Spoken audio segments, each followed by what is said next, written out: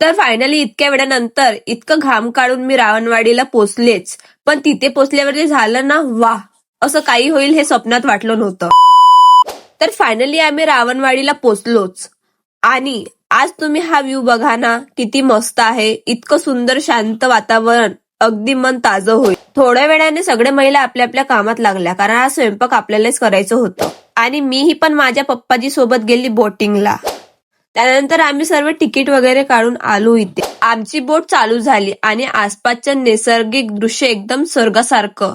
पाणी ना अगदी परफेक्ट होतं ना, जास्त थंड ना खूप गरम, एकदम मीडियम. आणि तुम्ही एजचं व्ह्यू बघा, किती मस्त आहे. आणि किती सारे लोक इथे बोटिंग करतायत. आणि हे बघा, हे काका कसं मस्त मला व्हिडिओमध्ये ना हाय करत होते. मग मी त्यांना बी हाय करते आणि आमचा सफर आणखी मस्त होऊन जाते.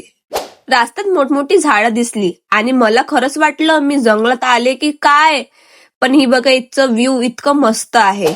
मग मीही येऊन जाते ना माझ्या भावासोबत बोर खायला, कारण की मला बोरं खूप आवडतात. त्यानंतर ना इथे माझ्या वहिनीचा स्वयंपाक पण झाला होता, तर आम्ही बसून जातो जेवण करायला. संध्याकाळ व्हायचा पहिले आम्ही बसून जातो जेवण करायला, कारण आम्हाला अजून एक ठिकाणी बघायला जायचं होतं आणि आम्ही चाललो अंबुऱ्याला. तर तुम्हाला हा व्हिडिओ चांगला वाटला असेल तर मला फॉलो करा आणि मला कमेंटमध्ये नक्की सांगा की तुम्हाला अंबोऱ्याचा व्हिडिओ बघायचा आहे ना.